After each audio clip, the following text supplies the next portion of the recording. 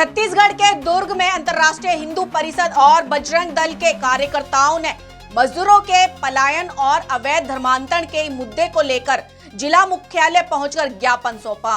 दुर्ग जिला मुख्यालय में अंतर्राष्ट्रीय हिंदू परिषद और बजरंग दल के पदाधिकारियों एवं कार्यकर्ताओं ने छत्तीसगढ़ के ग्रामीण क्षेत्रों से हो रहे मजदूरों के पलायन को लेकर चिंता जताई।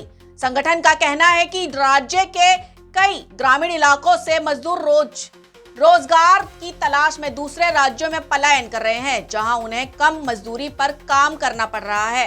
साथ ही बताए गए मजदूरों के साथ हुए दुर्व्यवहार की घटनाओं का भी उल्लेखन हुआ है। संगठन ने प्रशासन से मांग की है कि पलायन को रोकने के लिए स्थानीय स्तर पर ही रोजगार के बेहतर अवसर उपलब्ध कराए जाएं, ताकि मजदूरों को अपने ही राज्य में सम्मानजनक मजदूरी मिल सके। इसके अलावा संगठन ने धर्मांतरण के मुद्दे पर भी अपनी बात रखी। उन्होंने सुप्रीम कोर्ट ऑफ इंडिया के धर्मांतरण के खिलाफ फैसले का स्वागत करते हुए कहा कि इस दिशा में बनाए गए कानूनों का वे समर्थन करते हैं। संगठन ने प्रशासन से मांग की है कि मजदूरों के हितों की रक्षा और अवैध धर्मांतरण पर रोक लगाने के लिए ठोस कदम उठाए जाएं। दुर्ग से महेश तिवारी की रिपोर्ट। आज हम लोगों ने मजदूरों के पक्ष में मांग कर लेके आया कि मजदूर आज दुर्ग, बेमेतरा, छत्तीसगढ़ के अनेकों गांव से मजदूर का पलायन हो रहा है।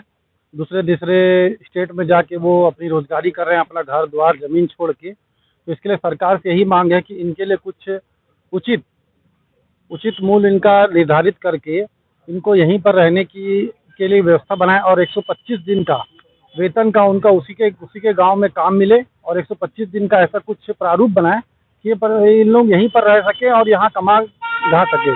क्योंकि के द्वारा तो जी राम जी योजना चलाई गई है, जिसके तहत उनको 125 दिन का 140 दिन का रोजगार मिलता है, साथ में पैसा भी दिया जाता है। नहीं, रोजगार मिल रहा है, रोजगार मिलने में कोई कमी नहीं सरकार कर रही है, मगर जो बाहरी क्षेत्रों में उनको रोजगार मिल रहा है वो यहाँ नहीं मिल रहा है।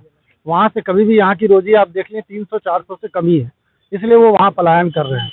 और मेन मुद्दा है उनके पलायन के कारण आज छत्तीसगढ़ में लेबर नहीं मिल रहे हैं, बाहरी लेबर आ रहे हैं, वो यहाँ के लोगों को लूट के चले जा रहे हैं। तो ये सब बहुत सारी घटनाएं हो रही हैं।